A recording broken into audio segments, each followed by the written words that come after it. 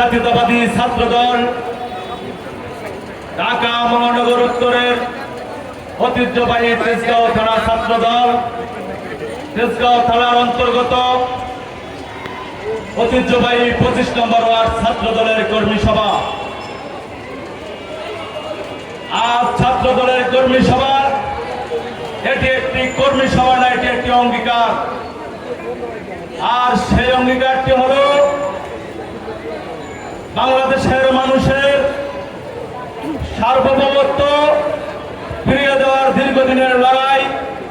সেই অঙ্গীকারটি হলো আজকের এই কর্মী সভা থেকে আমাদের শপথ নেওয়া। আজকের এই কর্মী সভায় উপস্থিত আছেন তেজগাঁও কলেজের মেধাবী ছাত্র, ঢাকা মহানগর উত্তর ছাত্র দলের সাবেক ভারপ্রাপ্ত সভাপতি, বর্তমান সভাপতি জনাব সালাউদ্দিন আহমেদ ভাই প্রধান অতিথি হিসাবে আজকের এই কর্মী সভায় এসে আমাদেরকে অলঙ্কৃত করেছেন।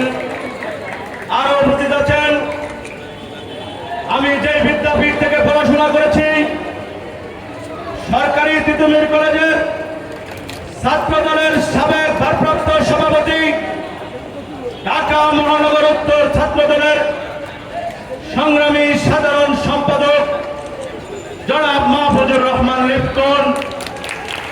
আরো উপস্থিত আছেন ঢাকা মহানগরের বিভিন্ন নেতৃবৃন্দ এবং আমার এই তেজগাঁয়ের আরো বড় ভাই, যার কথা না বললেই নয়, যার আশীর্বাদে আমি আজ তেজগাঁও থানা ছাত্র দলের হয়তো বা সভাপতি হয়েছি। কেন আমি সরকারি তিতুমির কলেজের রাজনীতি শুরু করতে চেয়েছিলাম, এই লেসু বাগান মসজিদে আমাকে মুস্তফা কামাল রিয়াদ ভাই, এস এম আওলাদ হোসেন ভাইয়ের হাতে তুলে দেয়। আর সেদিন থেকে আমি তেজগাঁও থানা ছাত্র দলের রাজনীতি শুরু করি।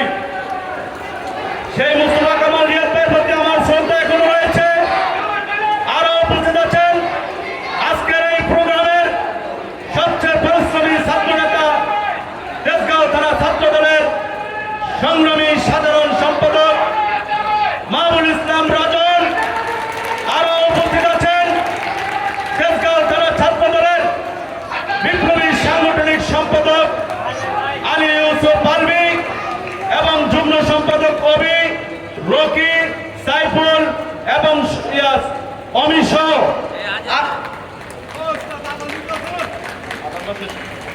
আজানোর জন্য একটু যুগ্ম সাধারণ সম্পাদক কাজী সোহেল রানা, যুগ্ম সাধারণ সিনিয়র যুগ্ম সাধারণ সম্পাদক মোহাম্মদ নাসের এবং তেজগাঁও থানা ছাত্র দলের 25 নম্বর ওয়ার্ডের সকল নেতৃবৃন্দ, সবাইকে আমার সংগ্রামী শুভেচ্ছা অভিনন্দন।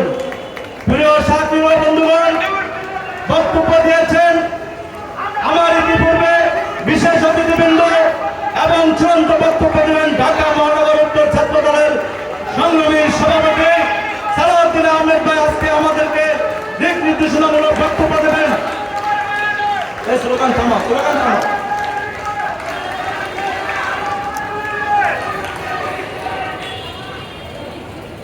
আমাদের ছাত্র দলের এই কর্মী সভাটি হবে আগামী দিনে দেশ নায়ক জনাব তারেক রহমানকে প্রধানমন্ত্রী বানানোর জন্য যেই সংগঠনটি সবচেয়ে বেশি দিন রাত কাজ করবে, সেই সংগঠনটি হলো ছাত্র দল।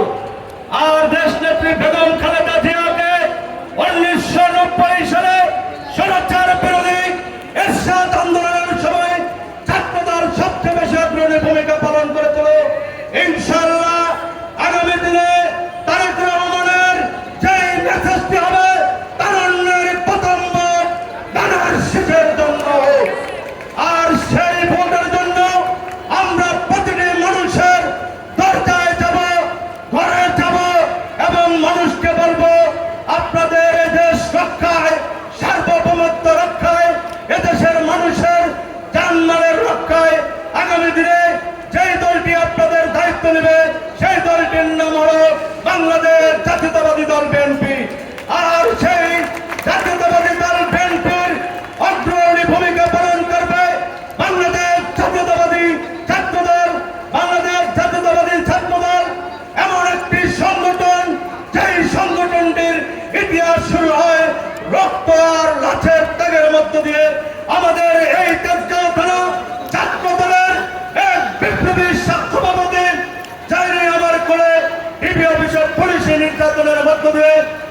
ডিবিআর অফিসে পুলিশ হেফাজতে কেস টেবিলে আমার কোলে মারা যান।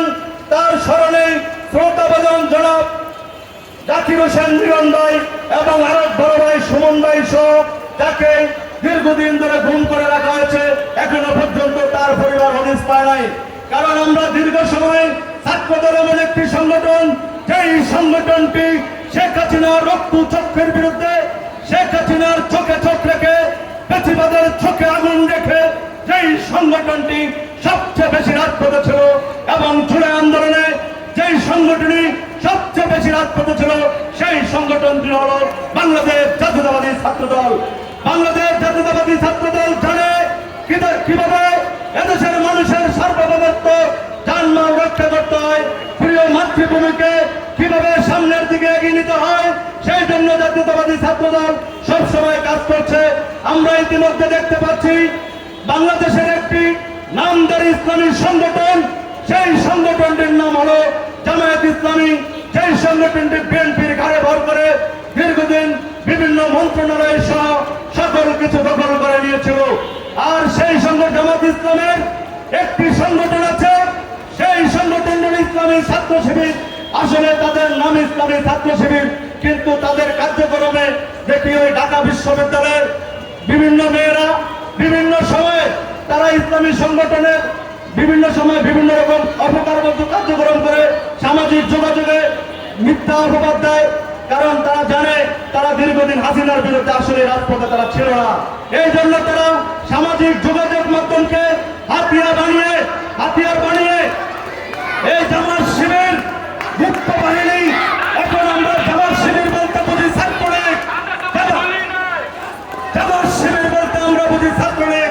কারণ জামাত শিবির ছাত্রলীগের লঙ্গের নিচে আমাদের ছাত্র দলের সভাপতি রাকিব ভাই বলেছিল জামাত শিবির একটি গুপ্ত সংগঠন।